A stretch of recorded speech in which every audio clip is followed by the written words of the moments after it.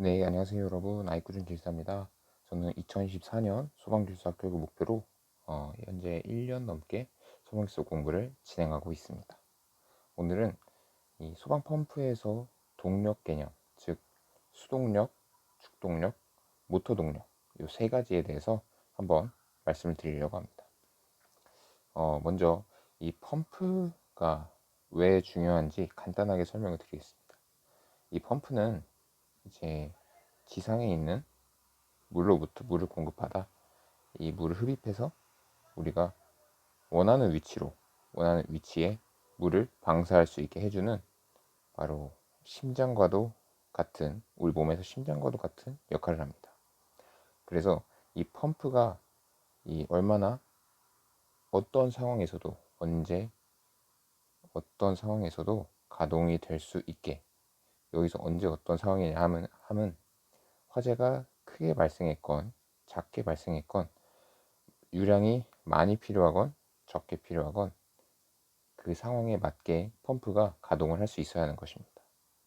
그러기 위해서는 펌프도 심장이라고 제가 말씀드렸는데, 이 펌프도 그 적절한 힘을 내기 위해서 그 에너지가 필요합니다. 이 에너지를 저희는 소방에서는 수동력, 축동력, 모터 동력이라고 말합니다. 이 세 가지를 간단히 말씀드려 보겠습니다. 자, 수동력. 여기서의 수는 물 숫자를 씁니다. 말 그대로 이 물을 보내는데 힘이 얼마나 들어가냐 인 것이죠. 즉 쉽게 말씀을 드리면, 자, 이제 펌프가 있습니다. 펌프에서 약 50m 높이까지 물을 보내야 됩니다. 그때 만약에 유량을 50m까지 유량을 Q라고 해보겠습니다. 여기서도 양정을 50m가 아니라 H라고 써보겠습니다. 그러면 여기서의 수동력은 뭐 단위 환산을 해야 하긴 하지만 단순하게 이 양정과 유량을 곱하면 됩니다. 이것이 이 물이 50m 위치까지 Q라는 양의 물이 H라는 높이까지 올라갈 때 필요한 힘입니다. 근데 여기서 중요한 것이 있죠.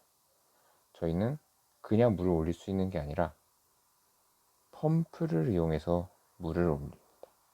소방에서는 원심 펌프를 주로 사용하는데요.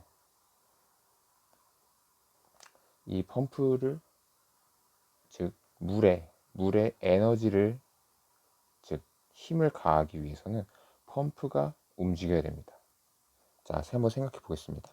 저희가 자전거를 탈 때 만약에 10만큼의 힘을 내면 그 10만큼의 힘이 이제 체인을 통해서 전달이 되고, 이 체인을 통해서 구동계, 즉 바퀴로 힘이 전달이 되는데, 이 바퀴로 전달되는 힘은 대략 한 7 정도 된다고 볼 수 있습니다.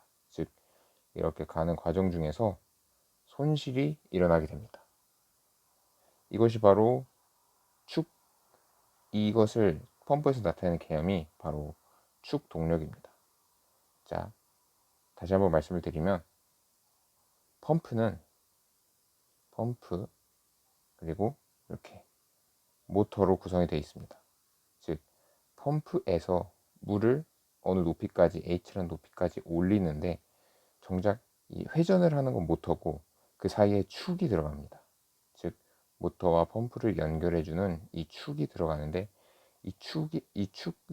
축을 통해서 어떤 힘이 움직이면서 이 과정에서 손실이 일어납니다.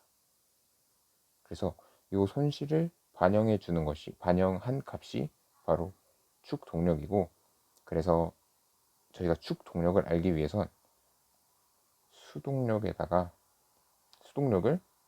효율, 에타로 나눠주면 됩니다. 다시 말해서 축동력이 이런 모터에서 발생한 힘이 축을 통해서 이동하는데, 축에서 어떤 손실, 뭐 마찰 등에 의해서 손실이 발생하므로 이런 값을 보정하기 위해 효율을 곱해주면 그것이 수동력이다 라고 할 수 있는 겁니다. 자, 그러면 여기서 또 하나 궁금증. 그럼 모터에서 얼마만큼의 힘이 필요할까요? 그것을 나타내는 것이 바로 모터 동력입니다. 다시 한번 말씀드리겠습니다. 자, 펌프는 모터, 축, 그리고 펌프가 한 세트로 구성이 되어 있습니다. 이 모터는 전동기를 생각하시면 됩니다. 이 모터가 고속으로 회전을 하게 되면 이 회전체와 연결된 축이 원심 펌프로 힘을 가하게 됩니다. 그러면 이 펌프에서 물이 특정 높이까지 올라갈 수 있게 되는 것입니다. 그때 자, 그러면 전동기에서 축으로 넘어갈 때 손실이 일어나고, 또 축에서 이 펌프로 넘어갈 때 에너지 손실이 일어납니다. 그때 그럼 전동기에서 발생하는 힘이 바로 모터 동력입니다.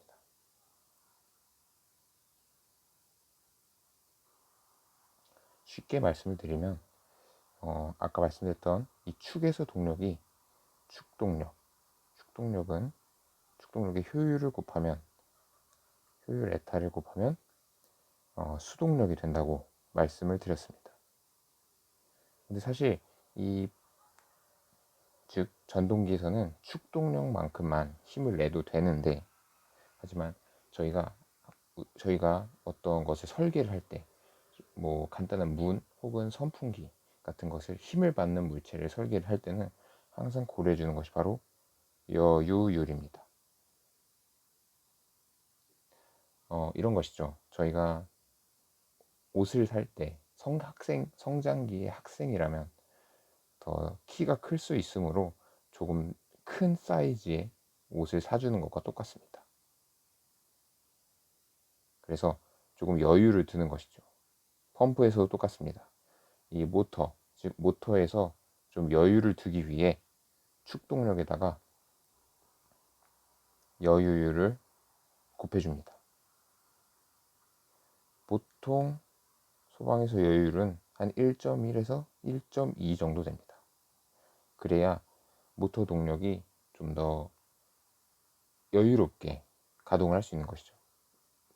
좀 더 단순히 말하면 저희가 전력 질주를 할 수 있지만, 달리기를 할 때 전력 질주할 수 있지만, 전력 질주하면 얼마 못 뛰지 않습니까? 그래서 조금 살살 뛰면 더 오래 뛸 수 있는 겁니다. 펌프도 똑같습니다.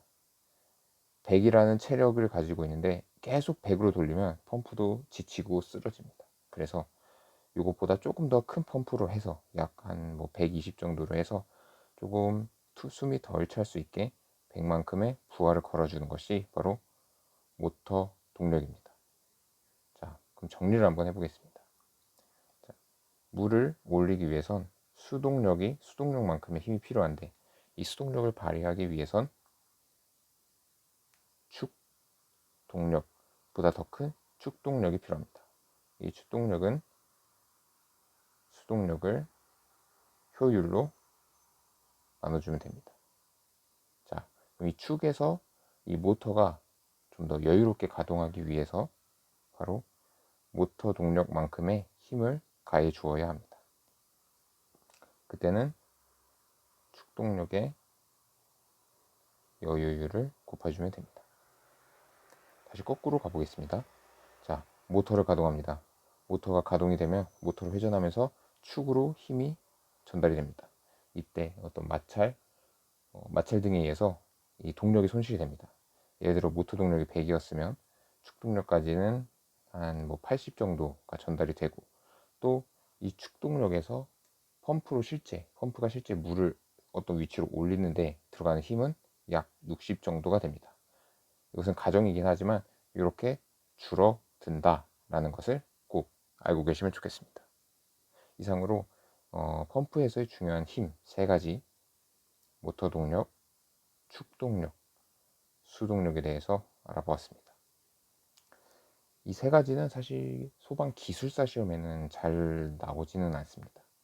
하지만 기사 시험에는 거의 정말 단골 문제로 아주 많이 출제가 되므로 기사 시험을 준비하시는 분이라면 특히 소방설비, 기사, 기계 분야를 준비하신다면 꼭꼭 알아두셔야 할 개념입니다.